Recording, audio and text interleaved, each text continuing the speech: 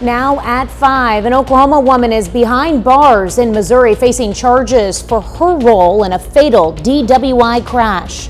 Plus, the FAA investigates after a Delta flight from Atlanta is forced to turn back after smoke fills the cabin. And a mother in Maryland is telling her story to raise awareness that heart disease can affect anyone after her heart fails after giving birth. The 4 states' most watched news starts now. A Grove, Oklahoma woman is behind bars facing charges in southwest Missouri for a fatal DWI crash on Christmas Eve. This is KOAM News at 5. I'm Tanya Bach. Earlier this month, the Jasper County Prosecutor's Office filed charges against Jennifer Maupin, including felony DWI, causing the death of another, and careless and imprudent driving. Maupin also faces outstanding charges in Oklahoma. Now, the latest charges stem from a fatal crash on December 24th on Missouri 59, just south of Carthage, which took the life of a Sarcoxy man. Maupin was also injured in the crash. She was initially arrested and then released to seek medical care. Once prosecutors filed official charges, a judge issued a warrant for Maupin's arrest. And last night, Maupin was located in Marionville, Missouri, and booked into the Lawrence County Jail. Well, Chief Meteorologist Doug Heddy joins us now with the first look at weather. Yeah, and what a beautiful Tuesday for us today. We at least tied record high, 75 degrees. Just think about this. About 4 days ago, we were setting record lows, but 75 set back in 1981. Average high is 53 degrees. Looking outside, 73 in Joplin, it's 70 in Pittsburgh. Nice little tease of spring. 69 Nevada, 75 in Anderson, 76 at Grand Lake. Parsons sitting at 71 degrees. Through the evening hours, looks great. Clouds will increase. Slow drop through the 60s into the 50s if you want to get outside, take a walk or whatever. We are going to get some clouds increasing.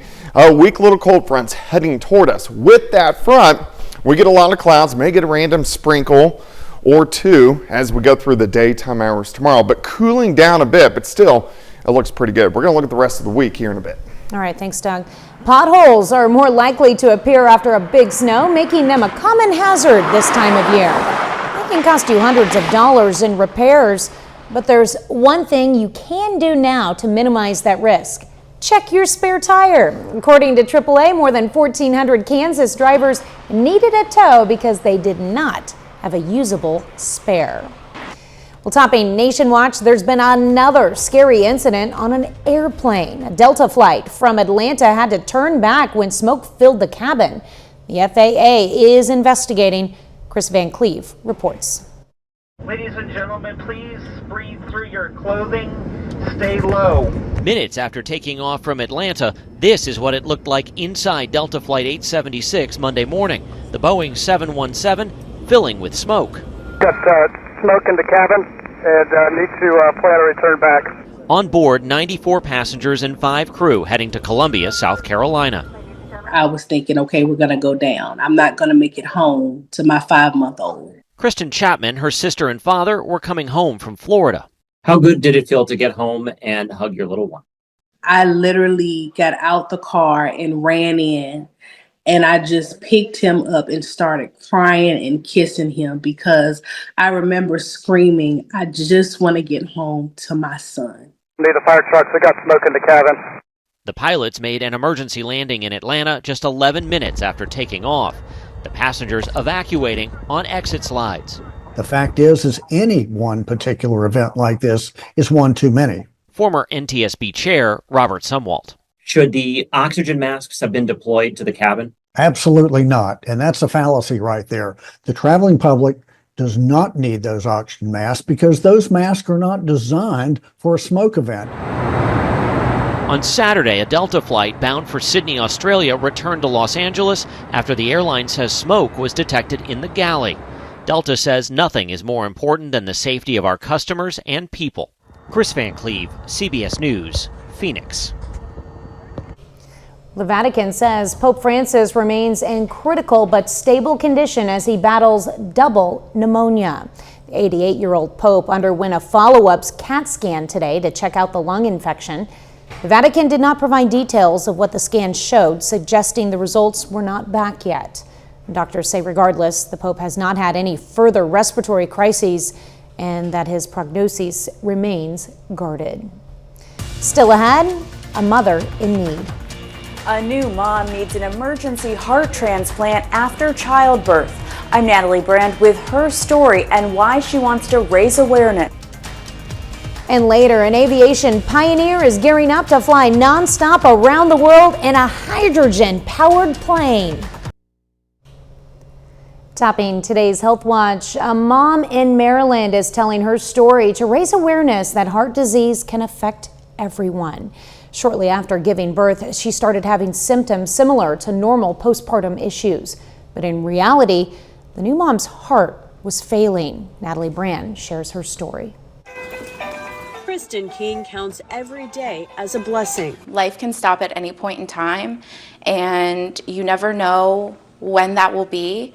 I was healthy. I had never had a heart problem in my life, and I needed a complete new organ. She's talking about the heart transplant she received in September of 2023, 4 months after her heart began to fail after childbirth. I started having problems breathing in the middle of the night. I wasn't able to lay down. I wasn't able to drink or eat. We checked up all the symptoms after pregnancy. That's when King's husband, Gavin, insisted she go to the ER. It turns out she was suffering from peripartum cardiomyopathy. Doctors say the condition is rare, but can happen in the last month of pregnancy or within a few months of delivery. Symptoms include fatigue, heart palpitations, and shortness of breath. Be your own advocate for your own health, meaning if you really feel something is not right and something's off, seek care. Dr. Philip Lamb, a heart failure and transplant cardiologist at Washington Hospital Center, describes King's case as rare and very aggressive. She remained hospitalized, her newborn Gage at home while she waited for a donor. 11 hours of surgery later, King had a new shot at life. She now wears a bracelet to honor her donor and all they've given her. Every day I just imagined my family and not being there for them and what their lives would be like. King is now about a year and a half into what her family describes as a lifelong recovery. It's kind of surreal. Like I said, I have little moments that mean the world to me. Here's baby Gage. A fight she never expected, but one that's put everything in perspective. Natalie Brand, CBS News, Maryland. Kristen also wants to raise awareness about the importance of donors. It's estimated there are more than 100,000 people on the waiting list for an organ transplant nationally. Well, Kansans who are caregivers of a loved one with Alzheimer's or related dementia will now have access to more support, and the SEK Area Agency on Aging can help people get connected to this program. The Kansas Respite for Alzheimer's and Dementia program offers temporary substitute support like in-home respite care, including personal care and institutional respite by replacing the care recipient in a nursing home. The goal of the program is to give caregivers a period of rest. Working with caregivers, you see the burnout happen so quickly, where the one caring for someone's health deteriorates due to not taking care of themselves, not getting enough sleep. To be eligible, the caregiver must live in the same home as the care recipient, but an exception can be requested through the Kansas Department for Aging and Disability Services. Researchers say one way to get people to purchase healthier foods is by using scent. A study by the Society of Neuroscience tested pairing odors with nutrition labels on drinks. The drink labels that had a scent were viewed by more positively than by consumers. The study's authors say this could be used to help people make healthier food choices. That's a look at today's health news. A little later, how a Swiss climate activist plans to revolutionize the commercial flight industry that's filled with fossil fuel-powered planes. Plus, we're going to cool down a little bit as we head into Wednesday, but still looking pretty nice. We'll look at it coming up. Well, of course, a beautiful day for us today. Record highs across the region, or at least tied record highs, 75 degrees. What a switch from just last week when we couldn't even get above 12 during the afternoon. Looks great. Nice shot. This is Indigo Sky Casino and Resort Indigo, of course, is just outside of Seneca, Missouri. Look at these temps over the past 36 hours. So we got upper 60s yesterday. We did drop back, mid 30s this morning, but look how we soared right on up into the mid 70s during the afternoon. Looks great through the evening, 60s, and then we drop back into the 50s for overnight lows. Look at our temperatures outside, 73 in Cassville, 76 in Grand Lake, Pittsburgh, sitting at 70, 69 in Nevada, mostly clear skies. Very nice evening, 73 southerly winds at about 5 to 10. We are going to see some clouds increasing. We have a weak little wave, which is going to skirt in as we get through the overnight hours for us tonight. Doesn't have a lot of moisture. It will drag in a cold front or a cooler front, but with it, we may get a sprinkler or two. That's really about it. We're kind of in a lull part of the pattern. All right, let's go through time. Clouds thicken tonight, mid to upper 40s by morning. Mostly cloudy on your Wednesday, and we could get a spotty shower or two. Maybe a sprinkle, not a big deal. Near 60 by noon.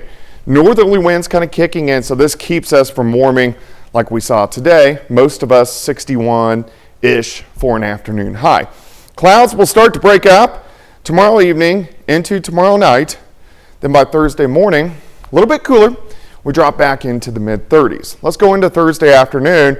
Again, a northwesterly wind, but still temperatures a little bit above average. Most of us near 60 by the time Thursday afternoon rolls around. Let's go into Thursday night. Not as chilly, upper 30s to kick off Friday, and Friday is going to warm up quite a bit. All right, 50 to start, 60 by noon. Again, we could see a sprinkle, random shower. High temp right around 61 degrees. Let's go down the road. Here's our upper level flow. So there goes our weak system tomorrow. And then we're pretty calm as we go through the rest of the week into the weekend. By Sunday, we get this weak little guy. He kind of kicks across the Central Plains, but brings chances for rain in the second half of the weekend. That system skirts on by, and then we have a little stronger storm system that kind of fills in right behind it. This could give us some showers, maybe some thunderstorms, maybe a little snow on the back side. So the pattern starts to pick up a little bit once we get into that first week of March. All right, looking at Saturday, a little bit cooler, lower 50s for highs, and then looking at that next decent shot for rain. Showers increasing through the day on Sunday, so Sunday is going to be the better day to stay in as we get toward the weekend. But man, at least we're getting great weather this week. 61 on Wednesday, 61 again on Thursday. On Friday, near 70 degrees. What a way to kick off the weekend. Yeah, it'll be cooler as we head into the weekend, but man, it's way better than we had just a few days ago. Yeah, you cannot complain about these temperatures right now. Nope. Well, maybe you can. You want it to be cold, but I only want it to be cold if it snows. there you go. Yeah. All right, thanks, Doug.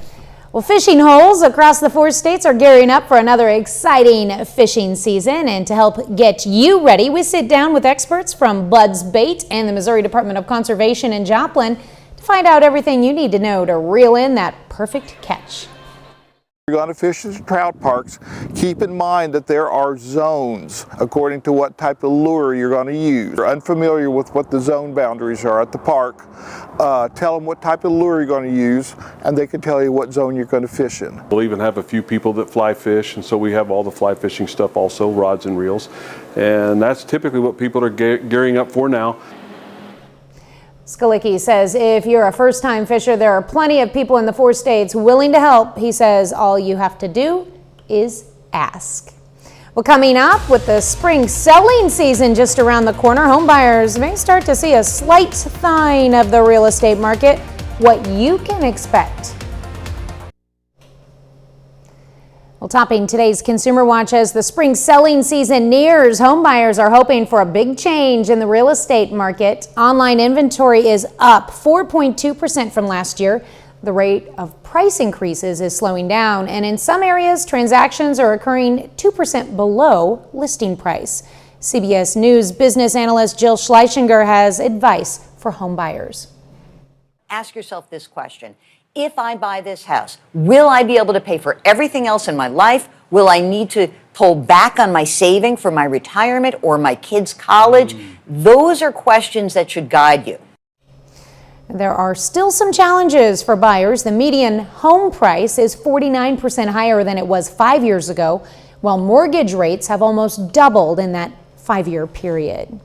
Well, yet another restaurant feeling the impact of soaring egg prices. Denny's, known for its round-the-clock breakfast, could soon cost customers more. The company hasn't revealed which of its 1,500 locations will see surcharges, but according to their website, a cooked egg starts at $2.99. The ongoing egg shortage and rising costs are largely due to the avian flu, which has led to millions of birds cold. The USDA warns there's little chance of prices dropping anytime soon. And a shakeup at Starbucks after sales fall last year. The coffee giant is cutting down its menus and its corporate staff, laying off 1,100 workers today. The CEO says it will not affect any in-store positions, but the company is reducing its food and drink menu by 30%. Those changes begin next week. CBS News Money Watch correspondent Kelly O'Grady says it's all part of a reboot called Back to Starbucks. Now, part of the problem is longer wait times, but many consumers have also turned away due to increased prices. I mean, we know people are worried about inflation, so that makes it harder to justify a $6 latte. Coffee prices have risen 23% since the start of the year, and since 2020, the average price of a pound of coffee is up nearly 70%. The increase is partly due to drought and flooding in Brazil and Vietnam, two countries that produce more than 50% of the world's coffee. An avian pioneer is gearing up to fly nonstop around the world in a hydrogen-powered plane. As CBS's Tina Kraus reports, the mission is all about clean energy. Bertrand Piccard is no stranger to the skies. This aircraft hangar in France is his workshop, where he's looking to revolutionize the flight industry with this hydrogen-powered plane. And the goal is to fly 9 days around the world, non-stop, and produce zero emissions. In a world dominated by planes that run on fossil fuels, the Swiss climate activist is promoting a cleaner flight path. We take green hydrogen, that means hydrogen that is produced through renewable electricity, liquefy this hydrogen and put it into huge fuel tanks. Those tanks power Climate Impulse, a 2-seater plane with the wingspan of an Airbus 320, designed to fly for 9 days straight. This isn't Piccard's first foray into the future of flight. Back in 2015, his Solar Impulse aircraft that runs on sunlight made history by flying around the world, but it wasn't practical for commercial aviation. Piccard says his hydrogen plane is, and flies at altitudes that can harness energy from turbulence in the atmosphere. And I believe that the airlines are also in the future going to use the same type of energy from the atmosphere in order to save fuel and to be more efficient. A test flight is set for next year to see if the technology can help clear the runway for cleaner, greener travel. Tina Kraus, CBS News, London.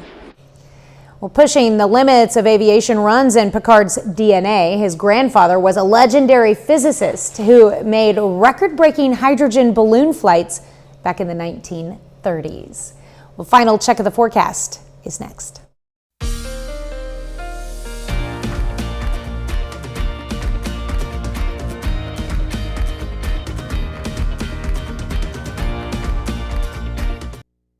Up next on the CBS Evening News, home prices are making it harder to buy into the American dream. And then on KOAM News at 6, caregiving for a loved one with Alzheimer's or dementia can be challenging. We look at a new program offering much needed support, giving caregivers a chance to rest. Plus, Carl Junction High School has 3 new head coaches taking the helm. And fishing season is here. We talk to experts about the best spots, top tips, and must-have gear to help you land the perfect catch. Stay with us for the CBS Evening News and then KOAM News at 6. And it's beautiful outside. It is. If you want to get outside, the evening daylight hours are starting to extend, and of course daylight saving time right around the corner. But 61 tomorrow, a little bit cooler, about 15 degrees cooler, but still going to be fantastic. Could get a random sprinkle. 61 on Thursday, back near 70 by Friday. All right, hard to believe it's almost March. I know, it's nice. All right, well, thank you for joining us. The CBS Evening News is next, and of course we'll be right back here for KOAM News at 6, and we'll see you then. Have a great evening and an even better tomorrow.